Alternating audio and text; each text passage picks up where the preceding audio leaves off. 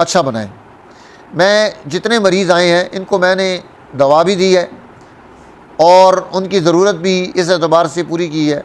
साथ साथ उनको हमने ग़िज़ाई चार्ट भी दिया है कि आप सुबह क्या खाएं नाश्ते में, दिन के वक़्त में क्या चीज़ इस्तेमाल करें, रात के वक़्त में आप क्या चीज़ इस्तेमाल करें, ताकि इस ग़िज़ाई चार्ट की बुनियाद पर आप के अंदर ताकत भी कायम रहे और आहिस्ता आहिस्ता आपका जिस्म जो है वो दुरुस्त होता जाए, उसमें जो खूबसूरती है वो कायम हो सके, बद्दा ना हो।